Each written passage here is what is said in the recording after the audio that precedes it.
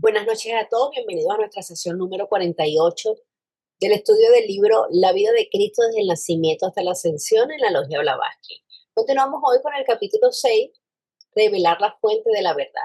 Bienvenidos todos y adelante, querido Enrique. Gracias. Muchas gracias, Caro. Hoy voy a iniciar haciendo una aclaración y qué bueno que está Salomón porque en dos o tres ocasiones ha mencionado que cómo Pablo eh, se, se transformó después de que asesinaba a los cristianos. Entonces, pues eso me causó pues un movimiento ahí mental y demás. Dije, a ver, este, pues he oído que estaba en contra de los cristianos, pero yo no tengo conocimiento de que los haya matado él. Entonces les voy a leer lo que dice. Pablo, antes Saulo de Tarso, persiguió violentamente a los primeros cristianos, considerándolos una amenaza para el judaísmo, encarcelándolos y participando en su ejecución solamente de Esteban, ¿sí? Hasta su propia conversión radical en el camino a Damasco tras un encuentro con Jesús, transformándose en el gran apóstol y evangelizador, ¿sí? Entonces, él no asesinaba, él, en el caso de Esteban, él instigó a la muchedumbre, a la gente, a que lo mataran, pero fue el único caso donde él participó. Por lo demás, pues sí los perseguía y de manera, pues nada grata, pero sí, hay que hacer la aclaración para limpiarle la cara al apóstol Pablo, ¿verdad? Porque no fue un asesino de cristianos, sí no los querían, porque pensaban que era, como dice este texto, los consideraba una amenaza para el judaísmo. Y entonces esa es la aclaración que yo quería hacer. Incluso en Hechos 8:14, eh, Pablo hace una aclaración y también en los Corintios, en la segunda de Corintios, por ahí no recuerdo exactamente la cita, pero él se dirige a los Corintios y habla que dice, yo perseguí y maltraté a nuestros hermanos, pero cuando conocí a, a, a nuestro Señor, pues entonces comprendí todas las enseñanzas y me transformé, cambié precisamente, ¿no? Entonces, todo eso además tiene un simbolismo seguramente, ¿no?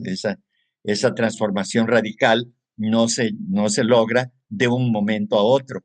Se dice que Pablo verdaderamente fue un iniciado, ¿sí? Entonces, habría que ver también el simbolismo detrás de toda esa enseñanza, ¿no? Es decir, cuando encuentra a Jesús, quiere decir que él se elevó a conocer el plano búdico.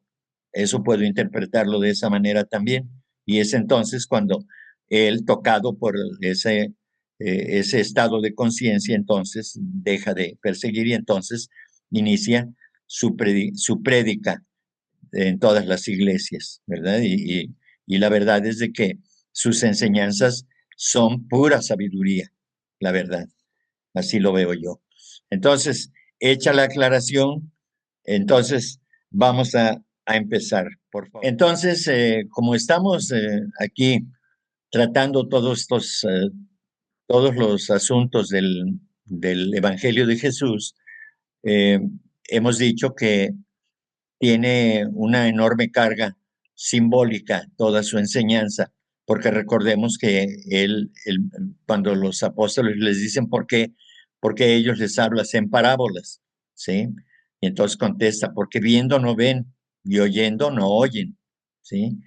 Y, y ni entienden, ¿no? Entonces, precisamente, eh, a la luz de la teosofía, podemos hacer comparaciones entre lo que dice y hace Jesús, y entonces de esta manera es como Judea, pues tiene una representación, tal como lo dice, como lo describe el señor Hodgson y demás. He de recordarles, creo que en la misma Biblia dice, no recuerdo, pero dice, Jesús mismo se refiere a la ciudad de las 9 puertas. Y entonces uno piensa que se refiere a Jerusalén, ¿no?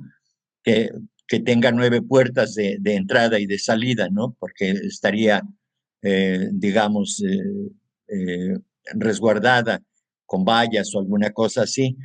Pero según yo lo escuché en una explicación hace muchísimos años, bueno, muchos años, eh, la ciudad de las 9 puertas no es otra cosa más que el hombre físico. Cuenten ustedes los orificios que tiene el hombre y son 9, ¿sí? En el caso de la mujer sería la ciudad de las 10 puertas, ¿sí?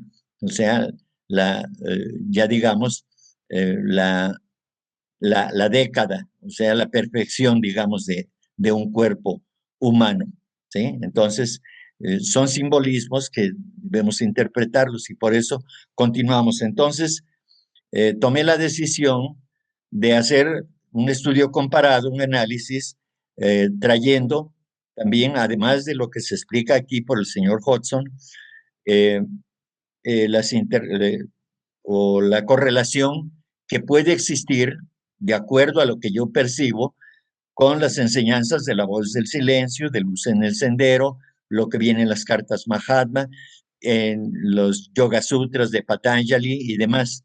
Entonces, hoy va el estudio de esa manera, ¿sí? Entonces, eh, voy a empezar con la lectura para el posterior análisis y la explicación del señor Hodgson. Jesús abandona Judea, donde ha surgido cierta suspicacia y oposición acerca de sus actividades, y se vuelve a Galilea. Aquí viene, Judea representa aquí aquel estado mental de división y conflicto que experimenta una persona que está pasando por las etapas finales del camino hacia la perfección, como es el caso de Jesús. Recordemos que Jesús es un discípulo del Señor Cristo o Señor Maitreya. Para evitar distraerse de su propósito central, ha de retirarse a Galilea, donde reina la paz. Estos lugares geográficos visitados representan los estados de conciencia por los cuales ha de pasar todo individuo en esta etapa, ¿sí? Entonces, en la voz del silencio, encontramos uno de los aforismos que dice, y en el quinto, o sea, en el quinto estado, o sea, la mente, en el estado de conciencia, la mente es el quinto principio o sentido. Entonces dice, y en el quinto, oh matador de tus pensamientos, todos estos tienen que ser muertos de nuevo sin esperanza alguna de reanimación. Y luego, seguidamente dice, aparta tu mente de todos los objetos externos, de toda visión exterior, aparta las imágenes internas, no sea que proyecten una negra sombra en la luz de tu alma. Entonces, aquí precisamente el señor Hodgson nos refiere que en las etapas finales es necesario que el ser humano que está ya a punto de convertirse en un ser libre completamente de karma, eh, tiene que separarse completamente de todo lo que le ofrecen los sentidos, ¿sí? En este caso, como lo dice aquí, ¿sí? Todos los pensamientos tienen que ser muertos, los que tienen relación con la cosa material, precisamente, ¿sí? Entonces, también dice, aparta tu mente de los objetos externos, o sea, los que tienen relación con los otros sentidos o con los 5 sentidos que se relacionan precisamente con todo lo que es la materia. Y la materia no solamente me refiero a las piedras, a los minerales y todos los objetos materiales, sino a todo aquello que tiene que ver con ello precisamente, nuestros deseos, nuestros anhelos, eh, eh, el rechazo que sentimos hacia eso, esa cosa material también, y demás, todo lo que hace que el hombre eh, haga una selección de las cosas que le gustan y las cosas que no le gustan.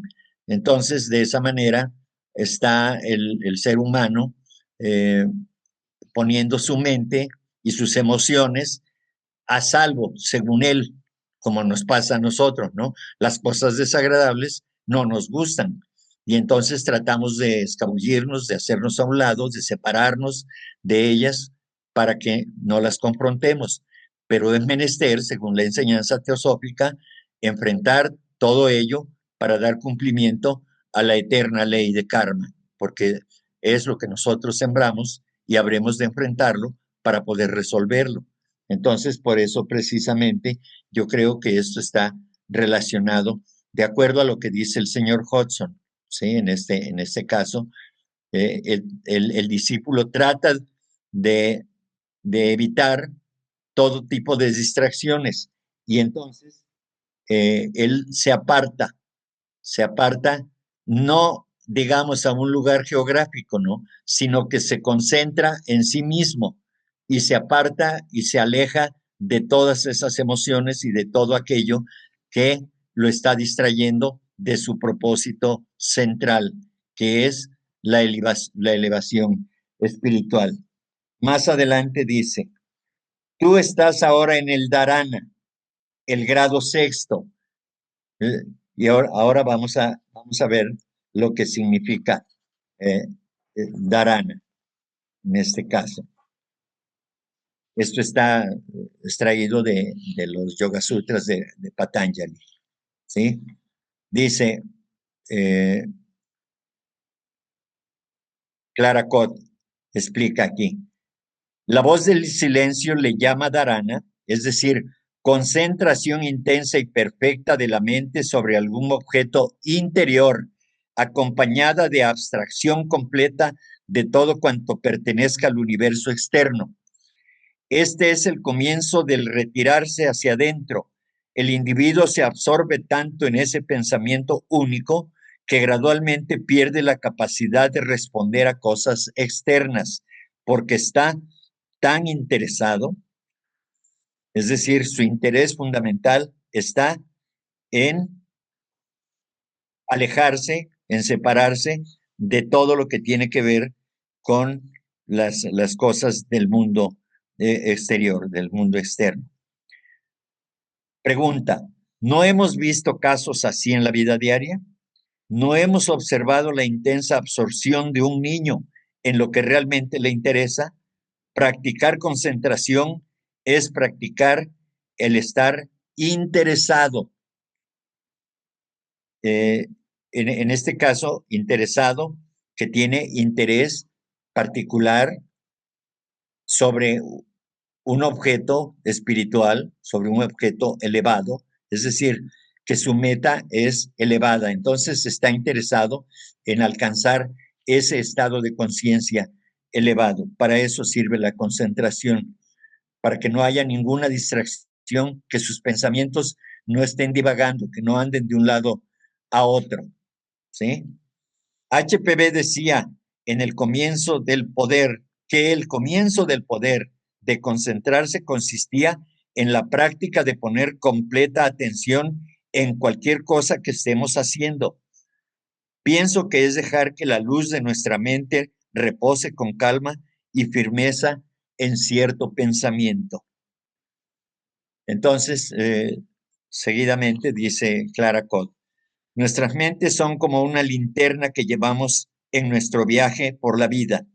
Algunos poseen una linterna más potente y clara que otros, pero sea lo que sea, es suficiente para alumbrarnos al paso que sigue. Cuando enfocamos la luz de esa linterna hacia atrás, hacia el camino que hemos recorrido, vemos imágenes que llamamos memorias. Y uno de los pasos del noble sendero óctuple del señor Buda es la recta memoria. Cuando enfocamos nuestra linterna hacia adelante del sendero que trepamos, vemos más cuadros, entre comillas, pensamientos, anhelos, ideales. Parecen tan reales como las memorias, pero cuando detenemos la luz de nuestra linterna apaciblemente sobre cierto pensamiento o imagen, empezamos la concentración. Lo que viene luego lo describe el sutra siguiente. Pero eso ya es prácticamente lo que es la meditación. Entonces, aquí lo que nos interesa es de ligar lo que dice el señor Hodgson respecto de que Jesús se separa de sus sentidos, los paraliza y entonces únicamente está en su yo superior, en su mente superior y hace conexión con Buddhi, con el sexto principio, precisamente.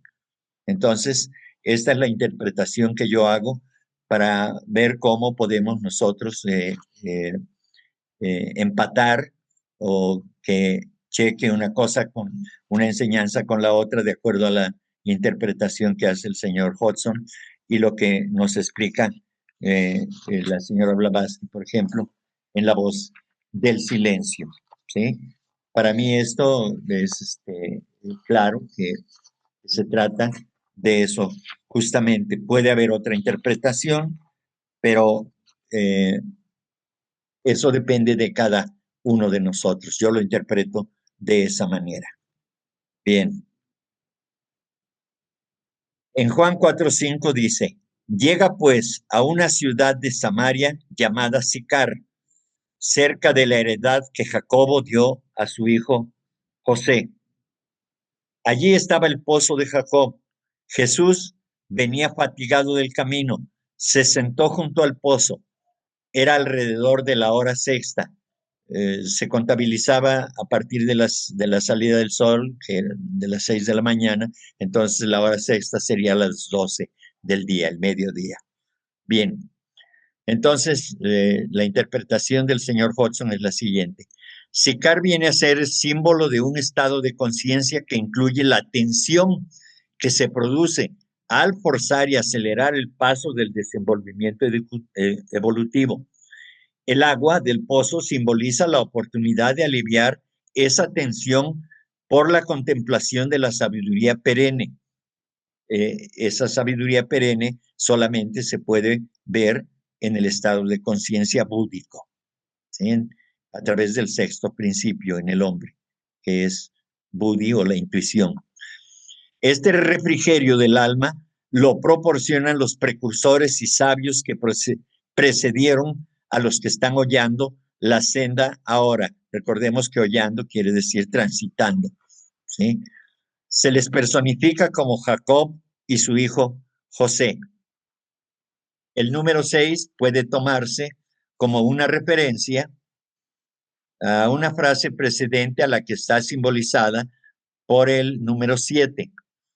Así resulta muy adecuada la declaración de que Jesús reposó en el pozo de Sicar en la hora sexta, pues faltaban solo unos 3 años para su triunfante ascensión a la diestra de Dios, la cual significa místicamente liberarse de la ilusión de separatividad y absorberse completamente en la vida esencial del universo. Es decir, que una vez de que se alcanza ese estado de conciencia búdico, también ya se puede ver simbólicamente cara a cara a Dios, es decir, ya se identifica con el Dios interno, que es nuestra moda, la chispa divina.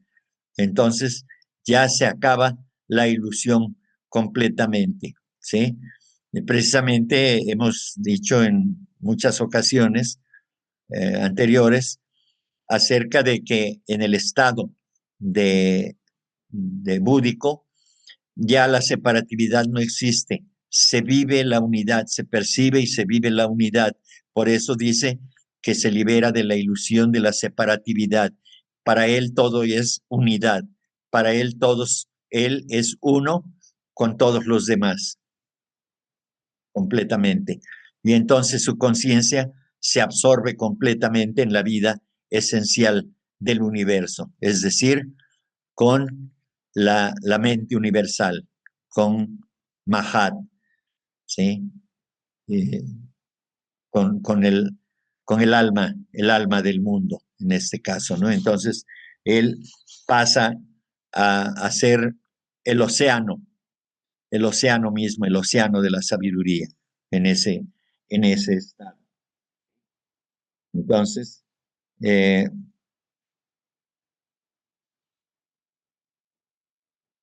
en, en una de las cartas Mahatma, y esto lo saqué del libro que estuvimos estudiando, dice, recuerda que ningún esfuerzo se pierde jamás y que para un ocultista no existe pasado ni presente ni futuro, sino siempre un eterno ahora. Persevera y tanto que estés sobre la verdadera pista como no, si eres sincero, triunfarás porque yo te ayudaré. Precisamente, en este caso, eh, todos los esfuerzos que hace un ser humano que está por tratar de alcanzar ese nivel supremo de conciencia, desde luego que requiere de un esfuerzo constante, permanente e intenso para poder lograrlo. De otra manera, no se puede lograr. Los tibios no tienen lugar en este tipo de sendero. Hay que ser intenso, hay que ser atrevido, hay que buscar a toda costa, a una costa de la propia vida, llegar a la meta. ¿Sí? El esfuerzo es tremendo, desde luego, esfuerzo físico, esfuerzo mental y sobre todo aplacar las emociones. Ese es el gran esfuerzo que se tiene que hacer, porque se requiere para, para alcanzar ese estado, se requiere de paciencia, de fe, es decir, de convicción y de perseverancia para poder alcanzar ese estado. Por eso dice, persevera. Y una vez de que eh, está sobre la perseverancia, estará sobre la verdadera pista. Pero perseverar no neciamente, sino perseverar con sabiduría, es decir, con ahorro de energía, desde luego, porque en ese sendero la energía, el ahorro de la energía es muy importante. No se trata de matarse a cada paso, se trata de actuar con sabiduría para no estar como la mosca que no sabe que el cristal no le va a permitir pasar y una y otra vez se estrella contra el cristal porque ve que hay un mundo afuera y trata de alcanzarlo, pero se está lastimando cada vez que se estrella, se estampa en el cristal, ¿verdad? Entonces no se trata de un esfuerzo de esa naturaleza, porque se supone, se entiende que un discípulo ya ha desarrollado el discernimiento y una vez que ha desarrollado el discernimiento es capaz de elegir siempre lo correcto. Entonces, esto es también parte de la enseñanza de contenido de las cartas Mahatma. Bien, y ahora continuamos. Dice en Juan 4:7, llega una mujer de Samaria a sacar agua. Jesús le dice, dame de beber. En el 8 dice, pues sus discípulos se habían ido a la ciudad a comprar comida. O sea, aquí seguimos viendo que él está en la soledad. ¿Sí? Bien. Como lo aclara más adelante Jesús mismo, el agua se usa como un símbolo de la fuente inagotable de la sabiduría perenne, el agua de la verdad. El versículo 8, insertado entre paréntesis, puede indicar que los versículos siguientes pueden leerse literalmente o místicamente, y también que es esencial un estado de soledad para refrigerarse bebiendo las aguas de vida. Por eso Jesús estaba solo en el pozo donde encuentra a la mujer de Samaria. Bien, entonces cuando le pide eh, Jesús a, a la samaritana que le dé de beber, entonces también puede significar una prueba para esa mujer, y podemos en todo caso interpretar que eh, se trata de alguien que está en búsqueda de esa sabiduría, lo que representa el agua, está en busca de la verdad también, ¿sí? Y entonces Jesús le pone a prueba, pidiéndole que le dé de beber. Jesús ciertamente no necesitaba de esa agua porque él ya la conocía, pero pone a prueba a, a la samaritana haciendo para que haga un ejercicio de humildad, ¿sí? En este caso, si, si se le pide un servicio a alguien y no lo quiere hacer, entonces está en otro plano, está en otro estado de conciencia, desde luego, no quiere practicar el altruismo, ¿sí? Entonces, eso lo interpreto de esa manera. Luego, en Juan 4:9, le dice la samaritana, ¿cómo? ¿Tú siendo judío me pides de beber a mí, que soy samaritana? Entre paréntesis, se dice que porque los judíos no se tratan con los samaritanos. Bien, esta pregunta de la mujer muestra que Jesús parecía ser judío. Eso es por una parte, es decir, si toda su estructura física de Jesús era la de un judío de aquellos tiempos, de esa raza, vaya. Este es el único indicio en los evangelios acerca de su apariencia física. Evidentemente, en lo físico, él era un típico joven hebreo de aquellos tiempos. La mujer de Samaria pertenecía a otra raza que habitaba el mismo país o el territorio. Los dos pueblos no mantenían relaciones comerciales ni domésticas en esos días. Sin embargo, para asombro de la mujer, Jesús no toma en cuenta esta situación, sino que inmediatamente le pide de beber, pasando por alto cualesquiera de las diferencias entre los dos pueblos. Bien, entonces aquí podemos ver que también hay una circunstancia que tenemos que aclarar. Para Jesús no existe distinción de razas. La raza humana es una sola y por tanto quien se acerca a él lo ve como su hermano. Si alguien se acerca a él en busca de su auxilio, en busca de su ayuda, Jesús se la va a proporcionar porque Jesús es la representación de la raza humana que se está elevando por encima de la materia. Y entonces sabe él que en la unidad todos somos uno y por lo tanto no hay distinción. La recibe amorosamente, pero primeramente le hace una prueba, ¿sí?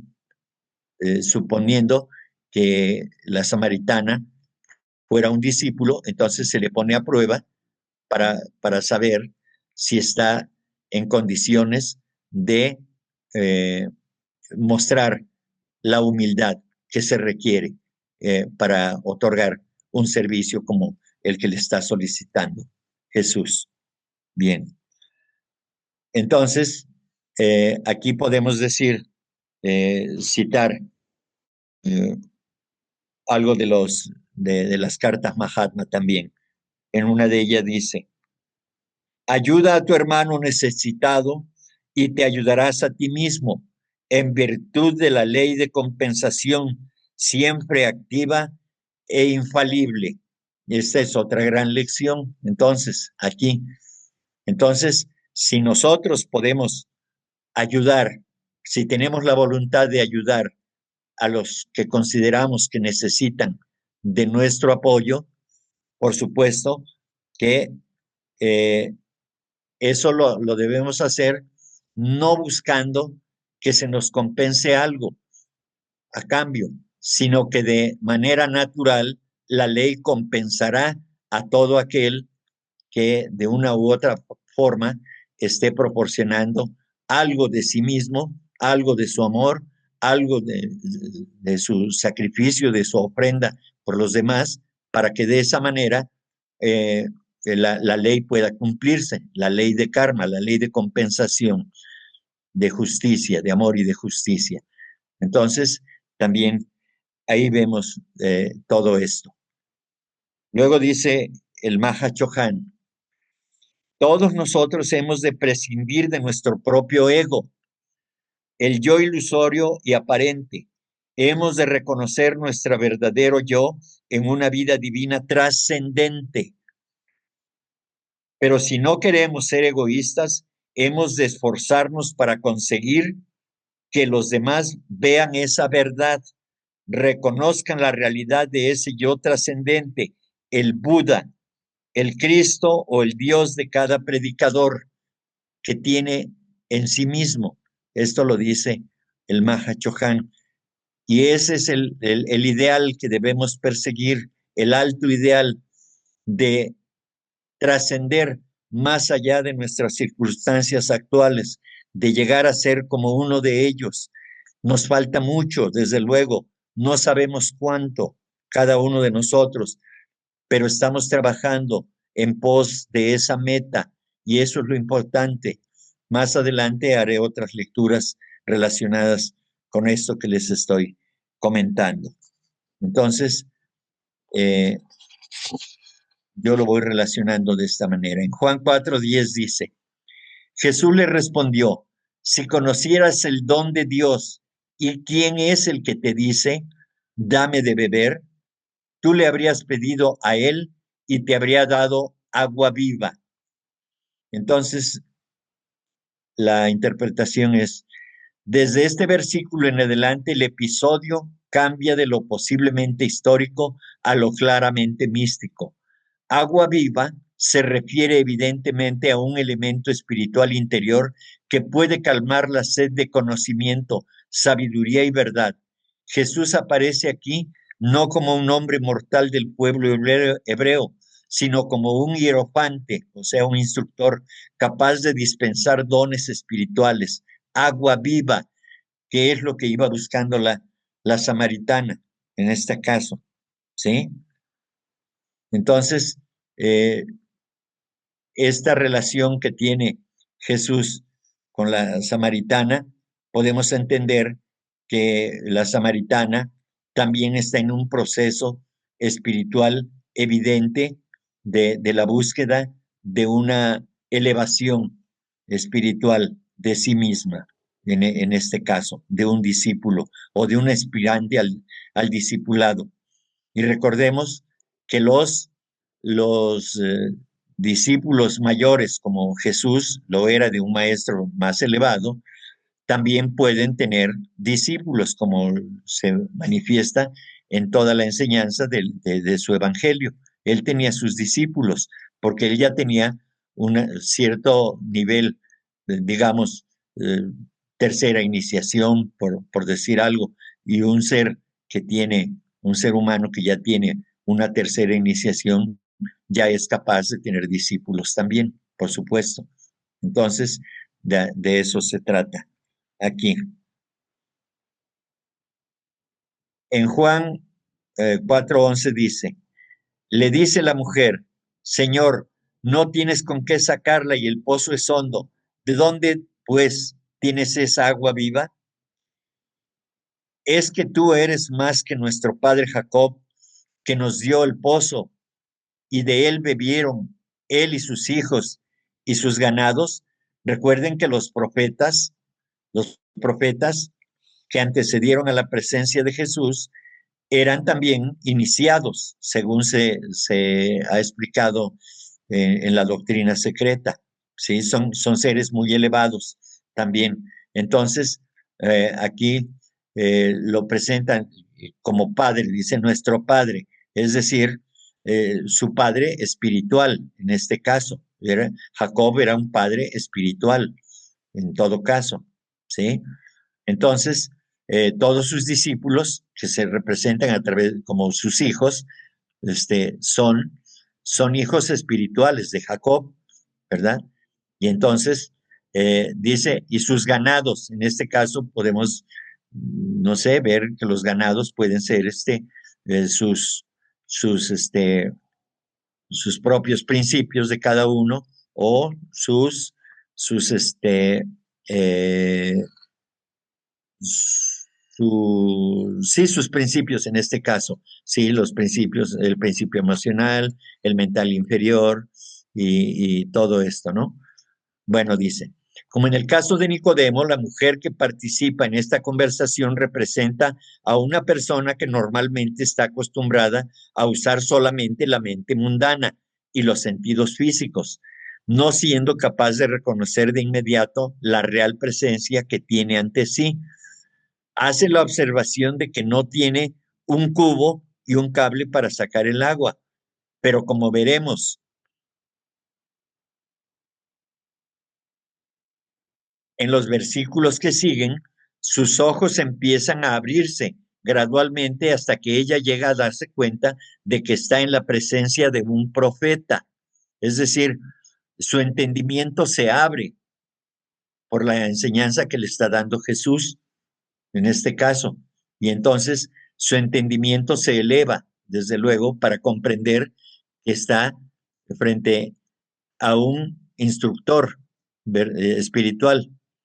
Este episodio puede ser también una descripción de la iluminación directa que logra un aspirante, es decir, la mujer venía a buscar agua, o la verdad, en este caso, la eterna verdad, o de los pasos en el sendero por los cuales el neófito es conducido por el hierofante a la experiencia de su propia naturaleza divina, el pozo, eso significa el pozo, la naturaleza divina que está en nosotros, porque el pozo contiene la verdad, que es el agua, ¿sí? Y la inagotable medida de su fuerza vital, el agua, ¿sí? Entonces dice, el versículo 12 muestra las tendencias y limitaciones de la mentalidad objetiva y razonadora que continúa obstruyendo o por lo menos dememorando la entrada en el estado de iluminación. La mujer le hace a Jesús unas preguntas muy naturales y puramente físicas acerca de él mismo y del pozo. Y es entonces cuando viene la enseñanza de Jesús y entonces empieza a comprender, y es el significado de que abre los ojos, entonces empieza a ver con la mente lo que hay más allá de los puros objetos físicos que puede reconocer con sus sentidos visuales o con el sentido de la vista, ¿sí? Y entonces ya eh, penetra con su mente al mundo espiritual y es entonces que reconoce que lo que está recibiendo de Jesús es ciertamente una instrucción espiritual. Y si la mujer ya estaba preparada para poder acceder a un nivel superior, entonces Jesús la conduce directamente, como dice aquí, de la mentalidad o de la mente razonadora a dar el paso hacia la intuición espiritual.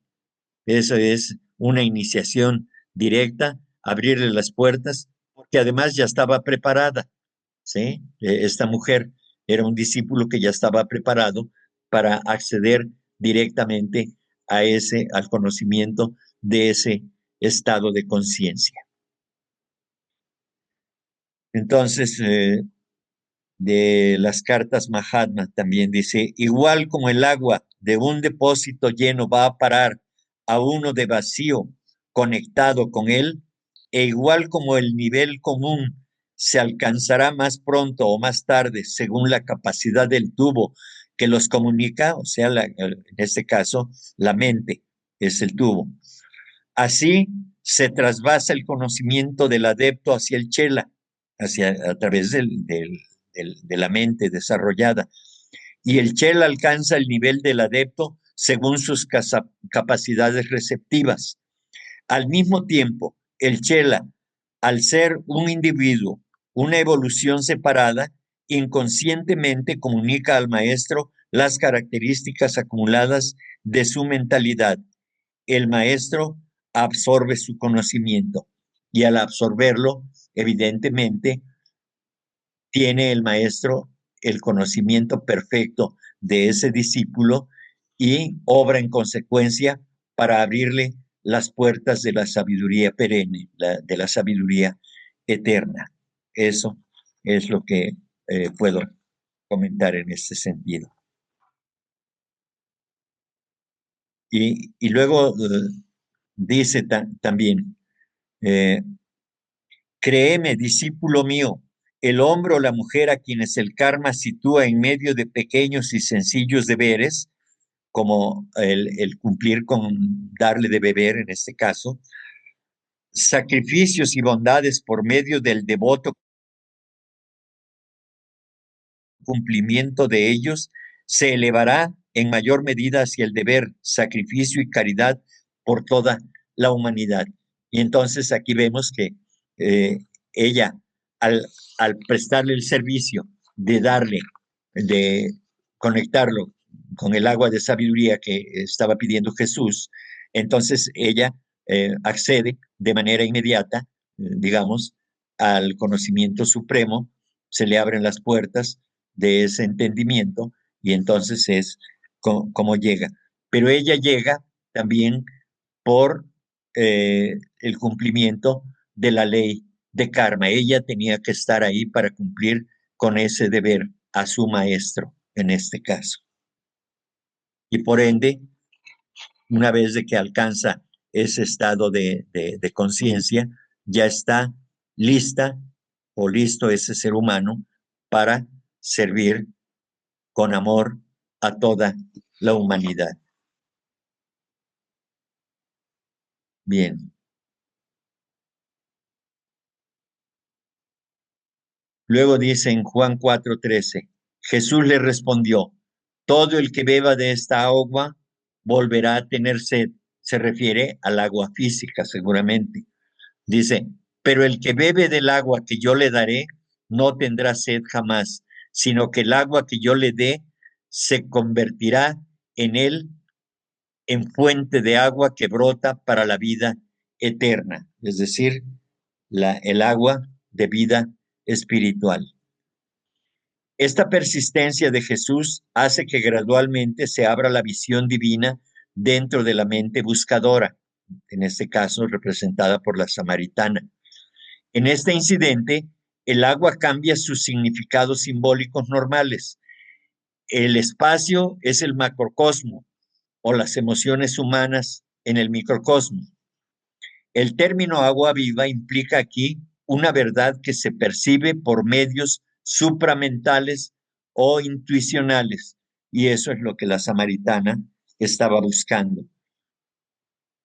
Y entonces, en este caso, el encuentro con Jesús puede ser el encuentro de la samaritana con su yo superior, precisamente, también. Eso podemos verlo, porque nuestro yo superior es nuestro maestro, es nuestro Dios interior, el Dios de cada uno de nosotros, el Dios, el Padre en secreto del que se habla en la Biblia. Por tanto, es completamente correcta la afirmación que hace Jesús de que todo el que bebe agua ordinaria seguirá sintiendo sed continuamente, pues la emoción, excepto en sus formas más delicadas y elevadas, nunca puede ser satisfecha o saciada, sino temporalmente e inevitablemente es seguida por más sed. En otras ocasiones, cuando iniciamos el estudio de este libro, había yo asociado el agua con las emociones, y aquí vuelve a aparecer. Dice, pues la emoción, excepto en sus formas más delicadas, y elevada nunca puede ser satisfecha. O sea, la emoción es la sed de esa agua, de esa agua emocional que es de los sentidos, que buscan el placer y que generalmente buscando el placer encontramos el dolor, ¿sí? Luego dice, en cambio, el agua viva llena las más elevadas aspiraciones del corazón y de la mente del aspirante, pues siendo la sabiduría espiritual más pura, otorga verdades eternas e inalterables y también la facultad de comprenderlas bien. Estos dones se derivan del principio de sabiduría espiritual o naturaleza crística en el hombre, y por tanto el Salvador está diciéndole simbólicamente una verdad a la samaritana que es una personificación del hombre mortal que anda en busca de la verdad. Esto, como ya lo había explicado anteriormente, ahora se le da el significado a la samaritana como del hombre mortal que está en busca de la verdad y eh, lo busca dentro de sí mismo, dentro de su ser superior, dentro de ese estado mental superior que es el estado búdico. Y entonces una vez de que la mente superior, el hombre mortal, se conecta con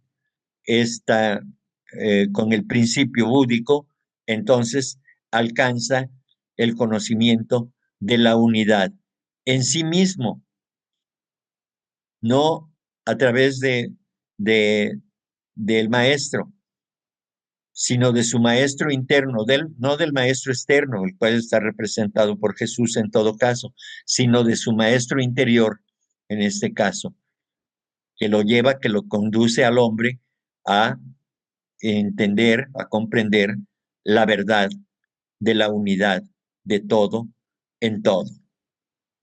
Bien, dice, es muy apropiado el encuentro de Jesús y la samaritana en el pozo, pues un pozo es no solo un receptáculo de agua, sino una fuente de donde puede ser extraída el agua física, pero también la representación que se le da al pozo también contiene el agua de la verdad, el agua de vida.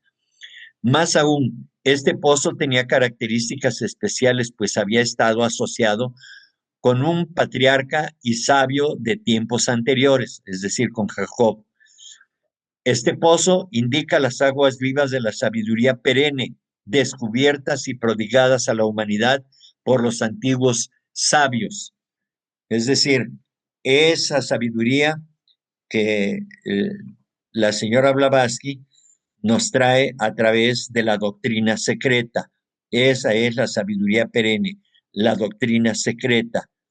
Entonces, eh, nada antes o nunca antes expuesta esa verdad o esas verdades como las expone la señora Blavatsky y dándole el título de doctrina secreta, que es la sabiduría arcaica, la sabiduría eh, perenne, como se dice acá.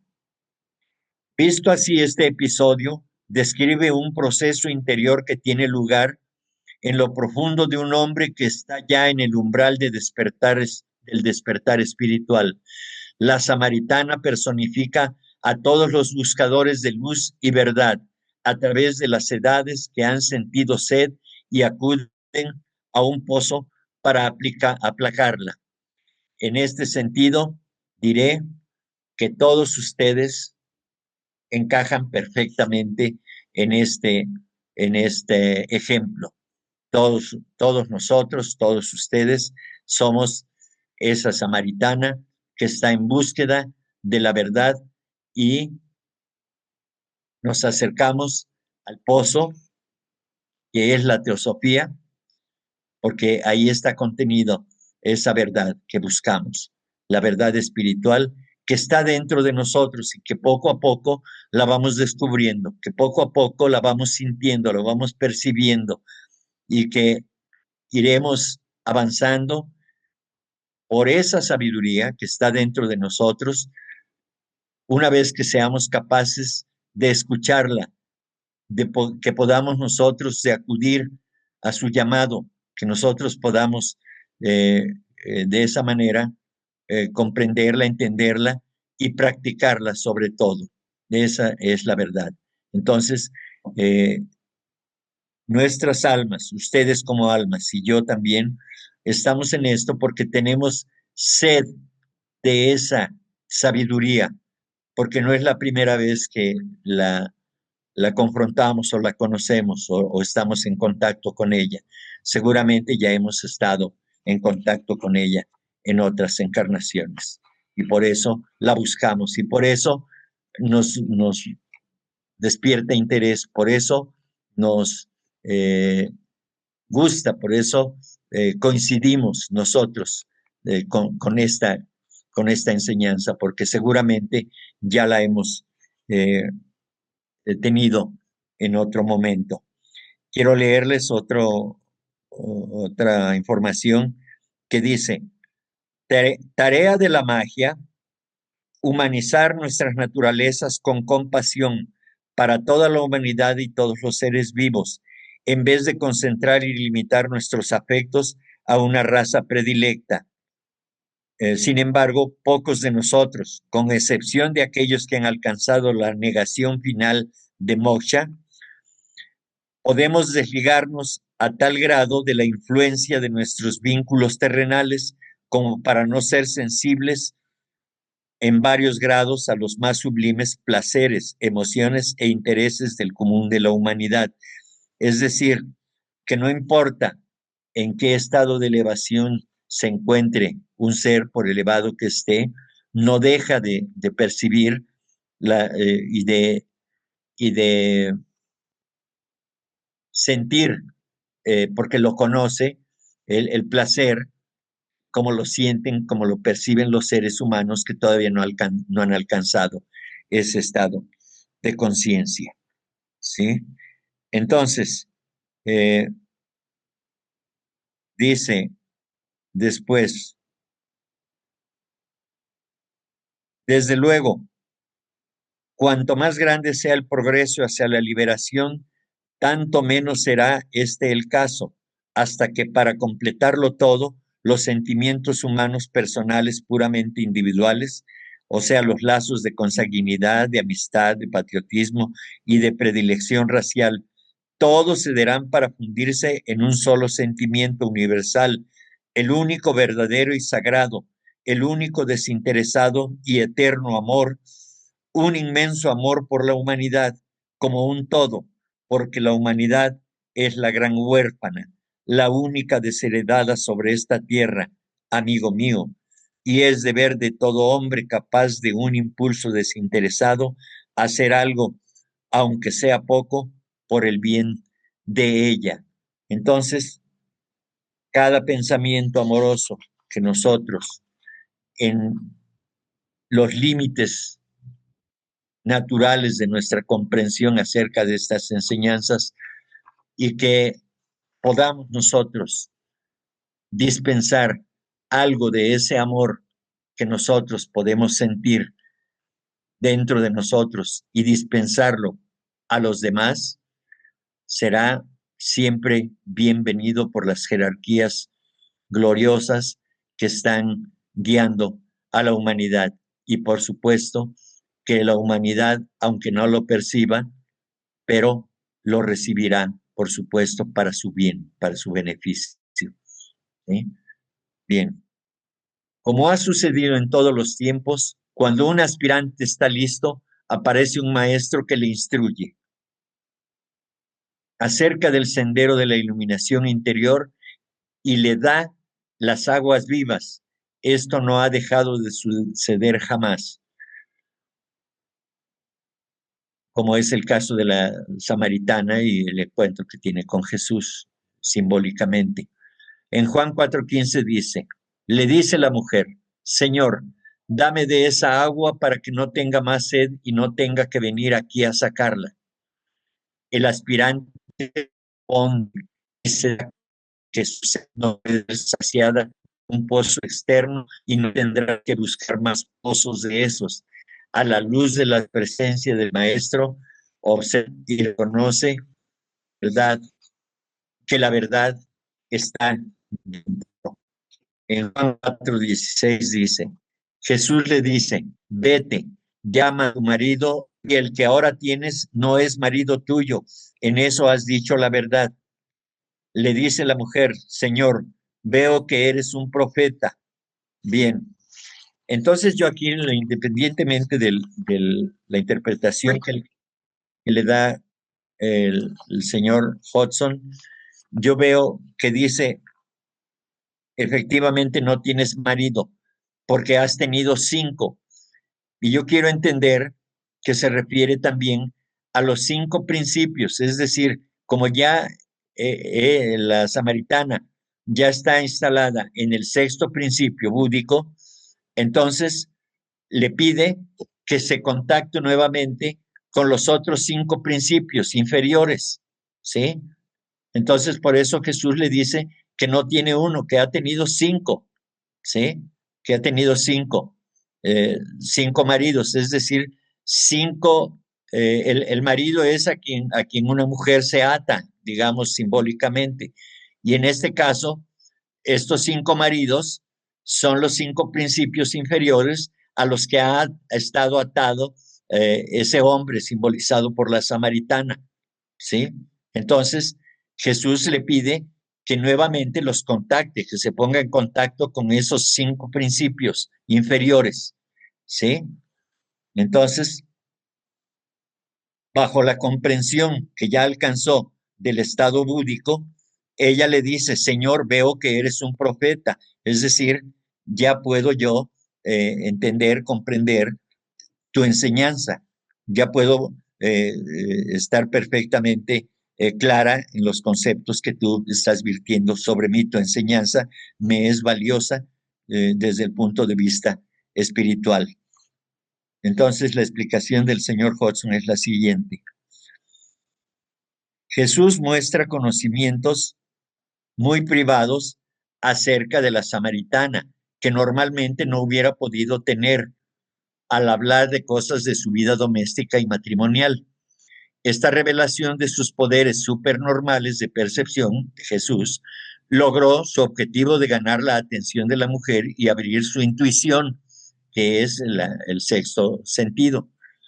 Pues ella le reconoció como un profeta y no solo le escuchó con una mente abierta, sino que también trajo a muchos otros a donde él para que recibieran su sabiduría. Esto último le facilitó a Jesús el cumplimiento de su misión en este momento. Los maridos podríamos considerarlos como personificaciones de las potencias monádicas que se expresan como voluntad, sabiduría, inteligencia, emoción y actividad física. Sin embargo, en este caso es tal vez más adecuado considerarlos como seres humanos que habían jugado un papel en la vida de la samaritana, como lo percibió Jesús. Sin embargo, yo insisto que es probable que se refiera también Jesús a que vuelva a tener contacto con los principios inferiores que están representados por aquellos seres humanos que dice que acercó a Jesús, al Maestro, ¿sí? A seres humanos, porque trajo a muchos más, dice aquí la explicación del señor Hodgson. Entonces, muchos otros seres humanos que todavía no tenían ese desarrollo y que estaban relacionados con los 5 principios inferiores, tomando al yo superior inferior al 6º principio, que es también que es la intuición o el grado de inteligencia búdico en este caso. El hecho de que la samaritana hubiera estado casada 5 veces o más o ninguna no es tan importante como la enseñanza acerca del agua viva, la iluminación que se le otorgó para que reconociera que Jesús era el Mesías y el despertar en el pueblo de Samaria el interés por sus enseñanzas. Como Jesús mismo dijo más adelante, este interés le brindó oportunidades adicionales para cumplir su misión divina que le había sido encomendada por su Padre Celestial. Además, fue durante este episodio que Jesús admitió y hasta proclamó que él era el Mesías cuya venida habían anunciado los profetas. Jesús es una representación de este episodio, de la fuente de la revelación divina que existe dentro de la humanidad, el yo espiritual. Y el antiguo pozo, el yo espiritual en este caso es Budi. Y el antiguo pozo, con su inagotable provisión de agua viva, representa un estado de conciencia espiritual y también un templo no hecho con las manos. ¿Sí? Recordaré algo de las enseñanzas también que dice y que está relacionado con el principio de esta charla, que se acerca la samaritana o el ser humano que está en búsqueda de la verdad. Entonces el maestro también dice, todo paso dado por alguien en nuestra dirección nos forzará a dar uno hacia él. Y es lo que hizo en esta representación Jesús justamente. Pero no es yendo a la DAC, o sea, un lugar geográfico, que alguien nos encontrará. En este caso, es lo que yo ya había comentado. No es trasladarse a buscar a un maestro, a un lugar geográfico, no es ir a las altas cumbres de los Himalaya y más allá, sino es buscarlo dentro de nosotros mismos, ¿sí? Ahora recuerdo ese pensamiento que luego se publica en las redes sociales, aunque Cristo naciera 1000 veces en el pesebre, si no nace en ti, pues no hay nada de provecho para el ser humano, ¿no? Entonces, no es necesario buscar a Dios, a Cristo, a nuestro Padre espiritual fuera de nosotros. No es necesario ir a los Himalayas, no es necesario buscar la isla sagrada y encontrarnos con los grandes maestros. El más grande maestro, el Dios interno, está dentro de nosotros, es de nuestra propiedad. Pero mientras sigamos con nuestra ceguera espiritual, no podemos encontrarlo. Ese espíritu ese espíritu divino está dentro de nosotros. ¿Y cómo lo vamos a despertar? Realizando acciones altruistas, por supuesto, entregándonos a los demás, entregándonos a cada uno de los seres humanos que tengamos oportunidad de hacerles un bien, no porque lo busquemos, sino porque se nos brinda la oportunidad de hacerlo. Y lo hacemos a través de nuestro trabajo, a través del cumplimiento de nuestros deberes como padres, como hermanos, que no es necesario que vayamos a lugares geográficos a buscar a los maestros de sabiduría. El maestro está dentro de nosotros, la divinidad está dentro de nosotros. ¿Y cómo vamos a encontrarla? La vamos a encontrar a través del servicio a los demás, a través del altruismo, sirviendo a los demás, sirviendo a la humanidad, es como nosotros vamos a encontrar finalmente a ese Dios que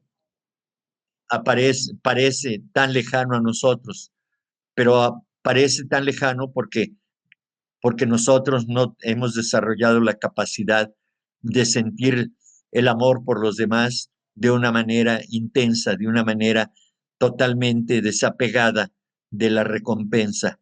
Cuando hagamos eso, entonces estaremos encontrando a esa divinidad dentro de nosotros mismos.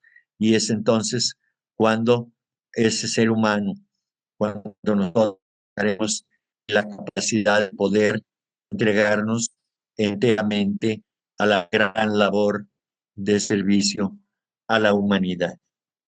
Pero esto no se logra de la noche a la mañana, porque el maestro dice también, así como un chubasco no puede hacer fructificar una roca, así también la enseñanza oculta no tiene efectos sobre la mente no receptiva. Les voy a leer lo que con relación a lo que les he estado comentando, dice el maestro también. Así como un chubasco no puede hacer fructificar una roca, así también la enseñanza oculta no tiene efecto sobre la mente no receptiva. Y como el agua desarrolla el calor de la cal viva, la enseñanza hace que surja impetuosa a la acción toda potencialidad insospechada latente en él. Y efectivamente, una vez de que vamos comprendiendo el sentido de la enseñanza, de estas enseñanzas, eh, esa, esa fuerza se va haciendo cada vez más viva. La fraternidad del amor conoce todo lo que tiene lugar sobre la tierra. El discípulo sus dones. Este mundo de materia, él omnipotente de todas las cosas. Hace como regla la de Cristo, que ninguno expreso o un año íntimo de la escala. Aunque pueda él no haber empezado aún a aspirar a crecer hacia lo alto, se le vigila y persevera y preserva cuidadosamente, y los dones del discípulo son utilizados para él a fin de llevar luz a su oscuridad tan pronto como él busque la luz. En el Bhagavad Gita se dice que por la ejecución de acciones la gente conquista los mundos perecederos, pero que el hombre de comprensión alcanza mediante el conocimiento la gloria perdurable, pues no hay otro camino hacia ella. Lo cognoscible ha llegado entonces a ser pequeño, según lo expresa Patanjali al final de los aforismos de yoga, y estando centrada el alma en sí misma, ha llegado al aislamiento. La muerte es absorbida en la victoria, pues el ego se ha elevado por sobre el renacimiento y se ha vencido a sí mismo de tal manera que puede permanecer sin vacilación alguna en presencia de los maestros. Ya puede estar a la orden ante todos ellos, los grandes seres de todos los tiempos, quienes lo consideran como alguien cercano y ya no como si estuviera en remoto país. Finalmente dice, esta comprensión es un don del discípulo que siempre habrá de ser usado en servicio de los muchos rezagados en la gran peregrinación. Ahora se le pone a duras pruebas, su fortaleza debe comprobarse hasta el límite. Se encuentra todavía sobre el campo de batalla de la raza, urgiendo a los hombres a que pasen más allá de él y se encaminen hacia la gloria, y él mismo deberá atenerse a aquello que no tiene sustancia, a escuchar el silencio y a contemplar lo invisible. Enrique, un gusto saludarte y estar presente en esta sesión que ha sido bastante interesante. Y quiero comentar dos cosas o tres Sí. que me ha llegado, que me ha dejado estas lecturas y estas explicaciones que diste. Una, yo siento, digo a reserva y no quiero poner en duda las explicaciones del señor Hudson, porque pues él bebió directamente de la fuente, ¿no? Sin embargo, noto yo que la mujer no iba por agua, iba pasando por ahí, pero como dice posteriormente el escrito que leíste, cuando el alumno está listo aparece el maestro. Y estaba ahí Jesús. Ella pasó por la sabiduría, pero como pasando de refiloncito, y es entonces que el maestro Jesús le pide agua, ¿no? Te digo esto porque, pues, de haber ido ella al pozo directamente, hubiera llevado la cuerda, el cable y el cubo para sacar agua. Y ella le dice que pues no tiene.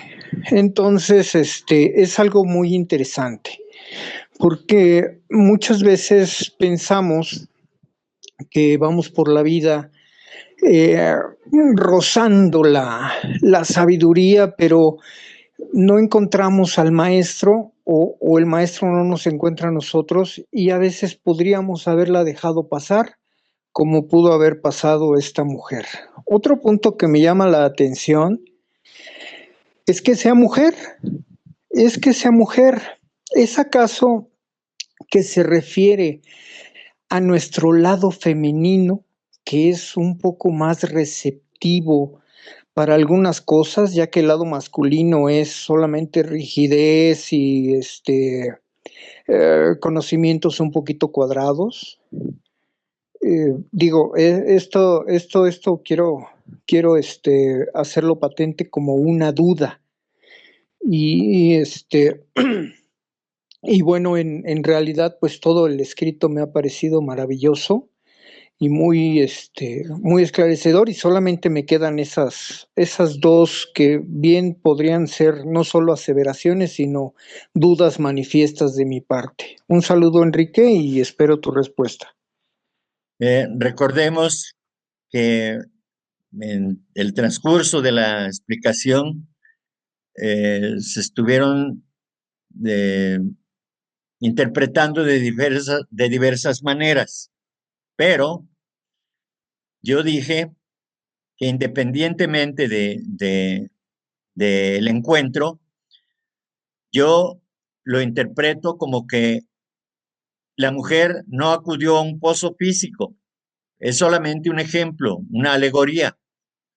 Ella, digamos, puede ser que estaba en estado meditativo, concentrada en el pensamiento único, que ella está buscando la verdad, y es entonces que encuentra a su maestro interior, ¿sí? A su maestro interno. ¿Quién es ese maestro interno? La intuición. Ella pudo conectarse con su ser superior, o en este caso con la intuición, con Buddhi. Ella se establece en su meditación, se establece en ese estado de conciencia, en el estado búdico, ¿sí? A eso me refiero.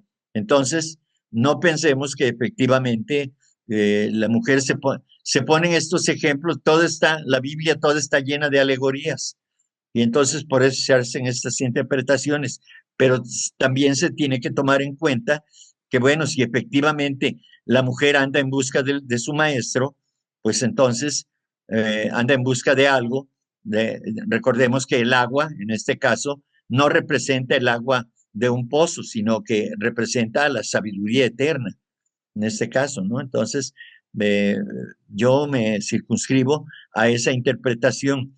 No, por supuesto que en nuestra mente, pues nos estamos imaginando a Jesús junto al pozo o sentado en el borde del pozo, y a una mujer que llega ahí frente a él, ¿no? Eso lo podemos recrear con nuestra mente, pero visto de otra manera, de una manera alegórica, pues yo lo veo de esa manera, precisamente porque pues estoy tratando de interpretar esto a la luz de la teosofía, no como un mero hecho histórico, como se relata. Eso es lo que puedo decir, Héctor. Muchas gracias, Enrique. Agradezco tus palabras. Bien, yo les agradezco la fineza de su atención. Bueno, pues muchas gracias. Feliz descanso y un mejor despertar a todos. Igualmente, Nos vemos la muchas próxima gracias. semana.